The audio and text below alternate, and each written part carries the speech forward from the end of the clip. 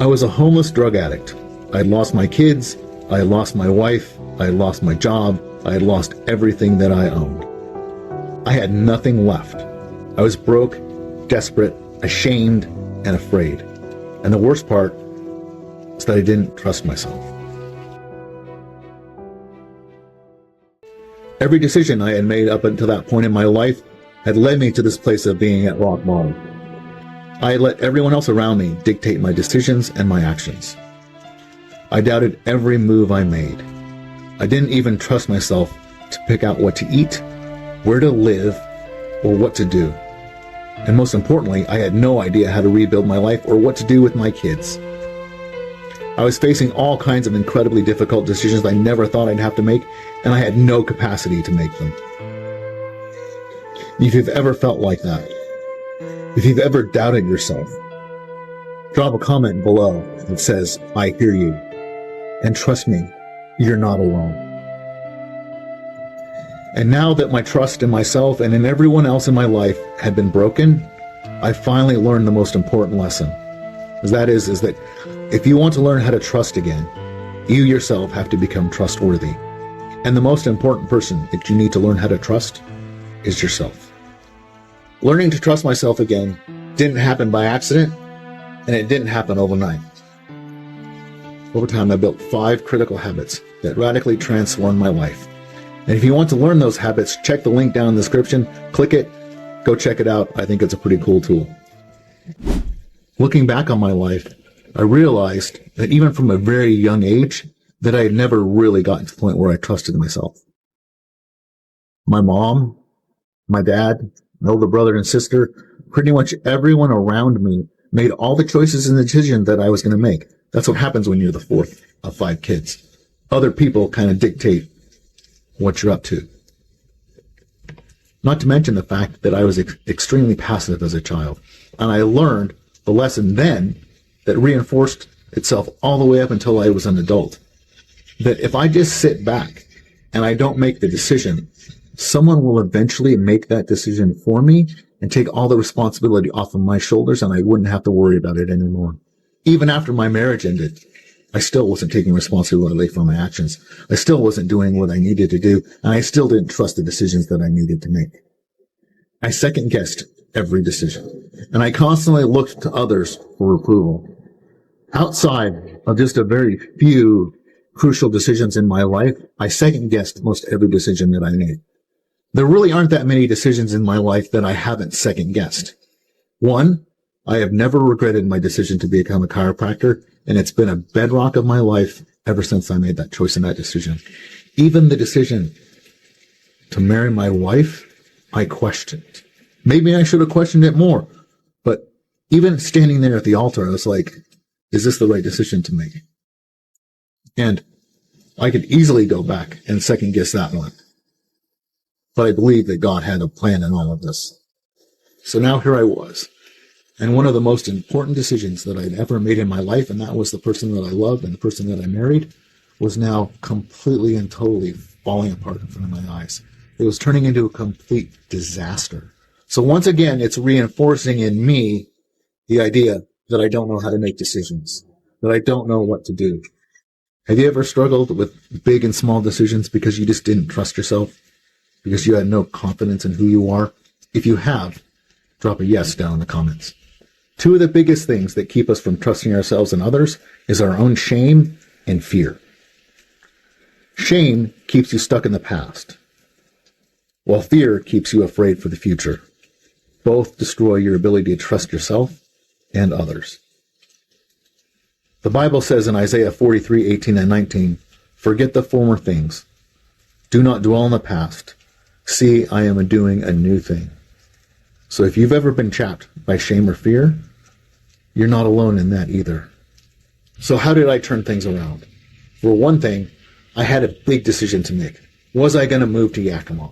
And yes, I agonized it for a day or two, but then once I realized it was the right decision, I made the decision and I never looked back. And I didn't worry about all the little decisions that was going to come after that. I wasn't worried about the decision I needed to make the next day, or the next day, or the next week, or the next month. I just made that decision to move and take action. And that began reprogramming my brain. And that began resetting my life. But now here I was in Yakima, facing a whole slew of daily decisions. How I was going to live my life now. So how did I start turning things around? The first thing I had to do was realize that my past had gotten me to where I was, but it didn't have to determine where I went from here. And so I had one big decision to make, and that was whether or not to move to Yakima. As my life is crumbling around me, that was the next decision that I needed to make, and I made it, because I knew I needed a change. I knew I needed to do something different. So I made the decision to move to Yakima, but I wasn't worried about the decision I'd have to make after that, and after that, and after that. I knew that these difficult decisions were coming, but I had some sort of peace because I had made the big decision. But then there I was in Yakima, and for the first time, I believe in my life, I lived completely and totally by myself. For 8 years before that, I had been married. Prior to that, I had lived with roommates, family, brothers, sisters, all kinds of other people. For the first time, here I had to make decisions about, I had to, but I also get to make all the decisions for my life. What I ate, what I watched on TV, all of those decisions were now mine to make. And what was I going to do with them? And yeah, I spent a couple months kind of floundering, not knowing what to do, spending most of my time at my apartment by myself, watching TV. Outside of socializing at NA meetings and occasionally at church, I really didn't have anyone to talk to, anyone to process my decisions with. And so all those little decisions started to hit me in the face, and I just had to start making them. But still, my life didn't look like very much. At some point, I was going to have to start keeping my word to myself.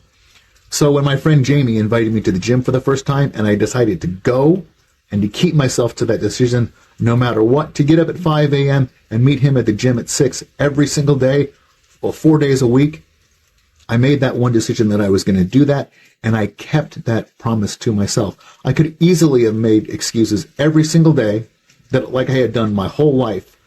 Every single time something felt difficult or hard, I would back off and just be like, nah, even though I made that commitment. So this is where I really had to learn how to start to trust myself. Because, yes, I told Jamie that I would meet him at the gym, but I could just as easily have made an excuse. But I knew that I made that commitment, and that every single time I didn't keep a commitment, no matter how small, no matter who I made that commitment to, every single time I did that, it eroded that trust in myself. Learning how to trust yourself isn't about making that one big decision, because oftentimes, yes, sometimes they're difficult, but oftentimes they're easy. But you have to make small, consistent decisions. Start racking up those little wins one after another. For me, there are 5 steps to rebuilding trust.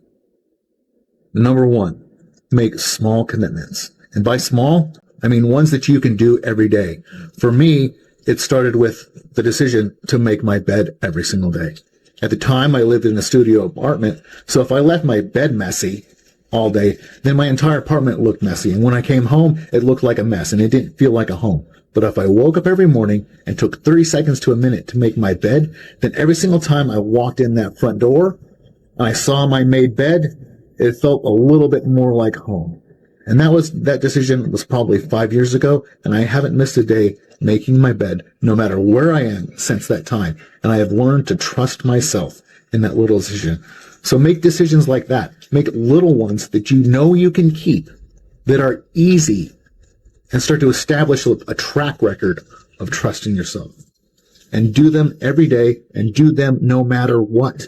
And trust me when I say make them easy. Number 2, intentionally do hard things. When you make the decision to do something difficult that is inside of your control, and you do it no matter what, and you suffer through it, and you get to the other side, you can look back at yourself and realize that you did something difficult. You kept that word to yourself, and you've established a bit of that track record.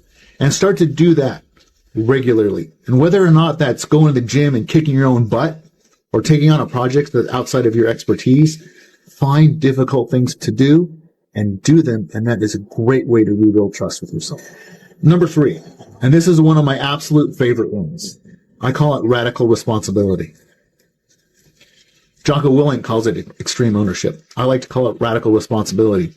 That means any and every decision you make, any anything and everything that you possibly can take responsibility for, take it. For most of my life, I shirked responsibility, and a lot of us do. And even up until this point, I was still trying to blame other people for everything that happened to me. One day, I realized that as long as I blamed other people for what was going on in my life, they had control over me. But if I took responsibility for anything and everything that I could, I was the one that was now in control. And that means that if something is 1% your fault, own that 1%. And if it's 99% your fault, own that 99%, because even that 1% that you don't own can own you. Even in the little things, big and small, own that responsibility. Number 4, find people that you trust and be honest with them. And just as importantly, ask them to be honest with you. Tell them all your deep, dark stuff. Tell them all your insecurities. Tell them the worst things that you've done. And if they say something hard to you, it's because you needed to hear it. But you trusted them enough, and you trusted yourself enough. You trusted them enough to tell them those things, and you trusted yourself enough to tell them. And that is a great way to rebuild trust. Find some people that we can talk to. Number 5, learn to trust in something greater than yourself. Dream big. Imagine that person that you always wanted to be, whether that's in shape, whether that's rich, whether that's famous, whatever it is that you want to be, a good husband, a good father, whatever it is. But you felt like you couldn't be that because of all the lies that you had told yourself, because of all the stuff that's been reinforced inside of you. And do the things that that person would do. Whether that's someone in real life or someone that you can imagine. Copy that behavior, and over time, you will be able to rebuild yourself into that person.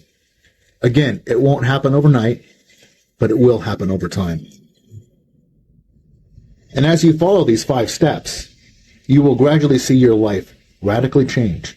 Maybe not from day to day, but week to week and month to month. It may never be what it once was, what you always dreamed it would be. It might be beyond that. My guarantee is this, that if you follow these steps, your life will improve. Once burned bridges can be rebuilt, and a life worth living can be achieved. Healing isn't about moving on from everything that's happened. It's about moving forward no matter what. It's about taking practical steps. It's about rebuilding who you are, because you can't change all over. Because your past may have determined where you are up until now, but it doesn't determine where you're going from here. So, make small commitments. Intentionally do hard things. Take radical responsibility. Find people you can trust and be honest with them, and let them be honest with you. And learn to look for something greater than yourself. 1 Corinthians 16:13 says, "Be watchful, stand firm in the faith, act like men, be strong." This is the exact framework that helped me rebuild trust in myself, confidence, and direction. So if this video resonated with you at all, I would encourage you to subscribe to the channel, like the video, comment down below, share it with your friends, and pay attention for more conversations that matter. So if you like this content, please give it a rating, a review, and share it with your friends. Also, if you'd like to learn a little bit more about me and what I'm all about and what I can maybe do for you, check out my website at thedangerousgentleman.org. That's thedangerousgentleman.org. Thank you for listening.